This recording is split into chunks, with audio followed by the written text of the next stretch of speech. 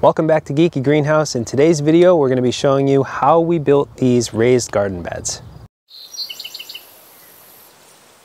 So a raised bed can be very useful if you live in a place that has poor soil or you just want a better aesthetically pleasing garden.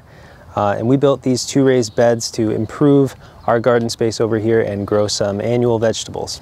As you can see, we already have one of them full of vegetables. This is some broccoli, and we have, of course, some peppers, onions, and a lot more will be coming soon. But today I want to focus on the process of building a raised bed. Of course, you can build raised beds out of virtually anything, but we went with wood, and in particular, we used cedar wood.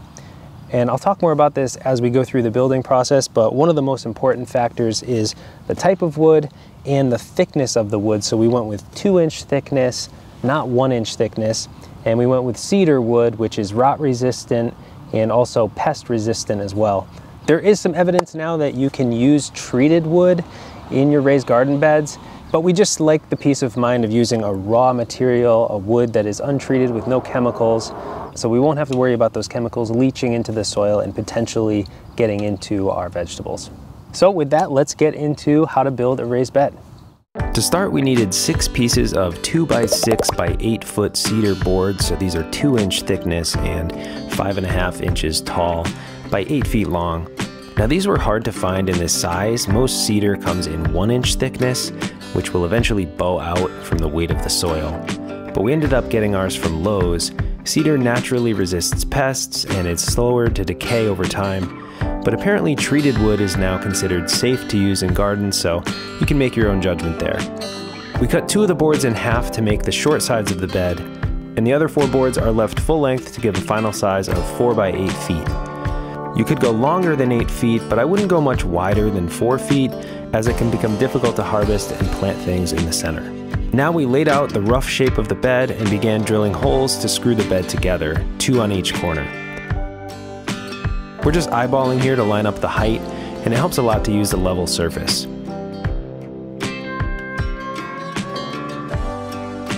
We used 3-inch outdoor screws which don't break down or rust over time.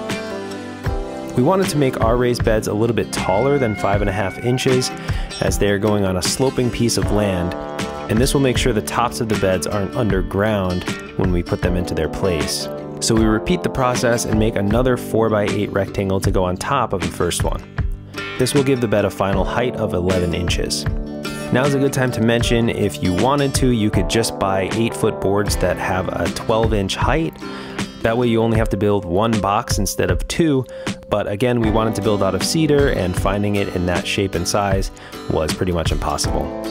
To connect these pieces, we cut some spare 2x4 wood into 6 pieces about 10 inches long each, and we put them in the corners and on the sides. Then with the 2 boxes aligned, we screwed them to the corner braces, joining them together. We also added 2 additional pieces to the centers on the long sides to add more support. Next, we had to level the ground where the raised bed would go. Like I said, this area is not level, it's sloping, so we had to dig out and level the ground. It's best to dig into the higher ground rather than trying to raise up the lower part of the ground. This way we'll have much less settling over time. You should definitely use a level to get an accurate reading as you dig. A long level will work better than our small level, but it isn't perfect, but it's close enough for our needs. Now it was time to move the bed into its place. Any low spots along the edges were filled in with rocks we found while we were digging, and then we shoveled in the soil. We ordered some soil that is a mixture of topsoil and compost. I believe the ratio is around 70 to 80% topsoil, 20 to 30% compost, and we will amend this over time with our own homemade compost. I prefer this to using something like peat moss, as topsoil will not break down over time, and it retains moisture for longer. With the bed filled, all that's left to do is add seed starts when the time is right.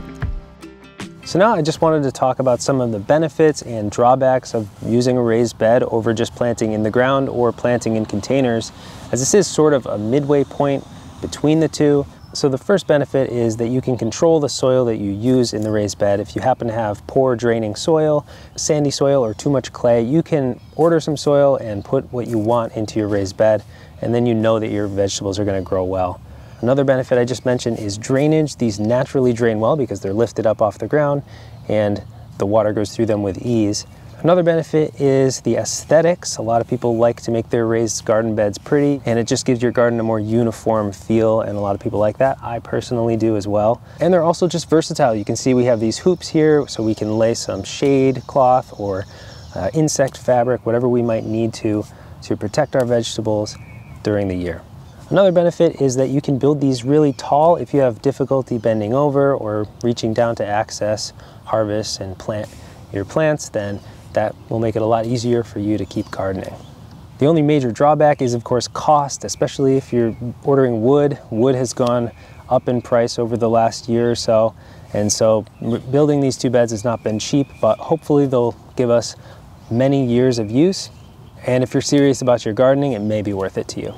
So I hope you enjoyed this video about how to build your own wood raised garden bed, and I hope you'll build one yourself soon. It's a very easy, fun, rewarding process that will pay off for years to come. Thanks for watching Geeky Greenhouse, and we'll see you next time.